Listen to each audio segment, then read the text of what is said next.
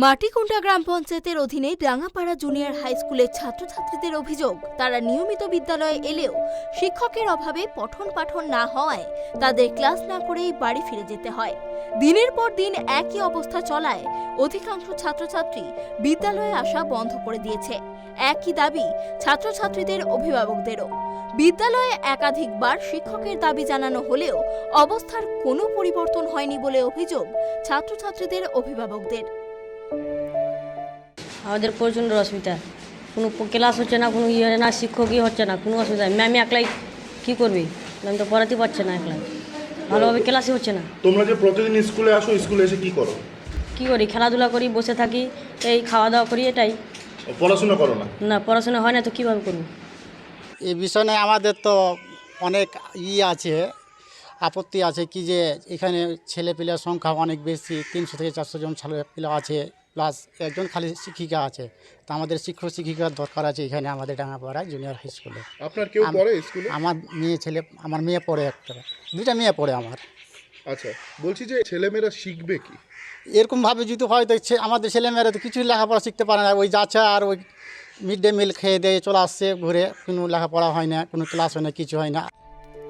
উত্তর দিনাজপুর জেলার ইসলামপুর ব্লকের মাটিকুন্ডা গ্রাম পঞ্চায়েতের ডাঙ্গাপাড়া এলাকার 4000 ভোটার। এলাকার ছেলে মেয়েদের শিক্ষিত হতে হলে 10 কিলোমিটার দূরে স্কুলে যেতে হতো। বিষয়টি উপলব্ধি করতে পেরে গ্রামে বিদ্যালয় তৈরির জন্য উদ্যোগী হন ডাঙ্গাপাড়ার বাসিন্দা আব্দুল রশিদ। বিদ্যালয় তৈরির জন্য তিনি জমি দান করেন। 12 বছর আগে রাজ্য সরকার ডাঙ্গাপাড়ায় একটি জুনিয়র হাই স্কুল তৈরি করার সিদ্ধান্ত নেয়। বিদ্যালয় শুরু হয় একমাত্র স্থায়ী শিক্ষিকা ও 4 জন গেস্ট টিচার দিয়ে। ধীরে ধীরে গেস্ট টিচাররা বিদ্যালয় থেকে অবসর নিলেও আর নতুন কোনো শিক্ষক দেয়নি রাজ্য সরকার। ফলে একমাত্র শিক্ষিকা দিয়েই ডাঙ্গাপাড়া জুনিয়র হাই স্কুল চলছে। বিদ্যালয়ের ছাত্রছাত্রীর সংখ্যা বর্তমানে 386 জন। বিদ্যালয়ের শিক্ষিকা এলে দিনে 4টে ক্লাস নিতে পারেন।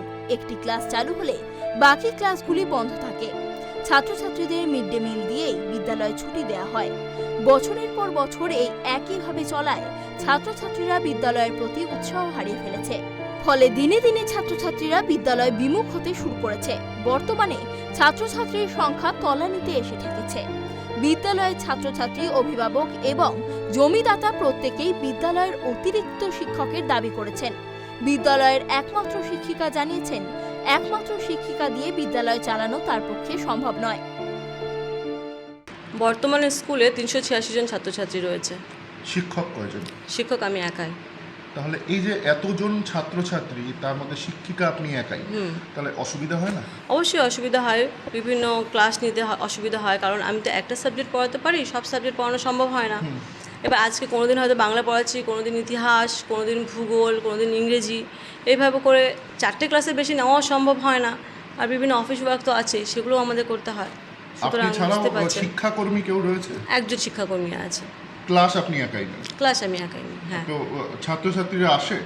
ছাত্রছাত্রীর সংখ্যা বর্তমানে খুব কম, মানে যেহেতু স্কুলে পঠন পাঠন ঠিকঠাক হচ্ছে না বা করানো সম্ভব হচ্ছে না, জন্য ছাত্রছাত্রীরা স্কুলে আসার জন্য তেমন আগ্রহী নয়। তাহলে আপনার কি মনে হয়, তাহলে এতে ছাত্রছাত্রীদের ভবিষ্যৎ একটু হলেও তো নষ্ট হচ্ছে? একটু কেন, অনেকখানি নষ্ট হচ্ছে। কারণ ছাত্রছাত্রীরা স্কুলে ওইখানে হচ্ছে এরা সবাই ফার্স্ট জেনারেশন লার্নার, ওদের প্রত্যেকেরই বাড়িতে ওদেরকে দেখানোর মতো কেউ নেই। স্কুলে ওরা একটা অবলম্বন পায়, সেখানে যদি স্কুলে এসে ওরা শিখতেই না পারে তাহলে আসার আগ্রহটা ওদের নষ্ট হয়ে যায়। আমাকে ছেলেমেয়েরা বলে যে আমরা কি স্কুলে ম্যাডাম শুধু খেতে আসি, আমাদের তো পড়াশোনাটাই হয় না। সঠিক শিক্ষাদানের অভাবে নতুন প্রজন্মের ছেলেমেয়েদের ভবিষ্যৎ চরম ক্ষতিগ্রস্ত হচ্ছে। বিদ্যালয়ে অতিরিক্ত শিক্ষকের জন্য শিক্ষা দপ্তরকে জানানো হলেও এখনো পর্যন্ত অতিরিক্ত শিক্ষক দেয়া হয়নি। তবে শিক্ষা দপ্তরের তরফে জানানো হয়েছে দ্রুত অতিরিক্ত শিক্ষক দিয়ে পঠন পাঠন স্বাভাবিক করার উদ্যোগ নেওয়া হচ্ছে। উত্তর দিনাজপুর থেকে প্রসূন মৈত্রের রিপোর্ট, ট্রাইব টিভি।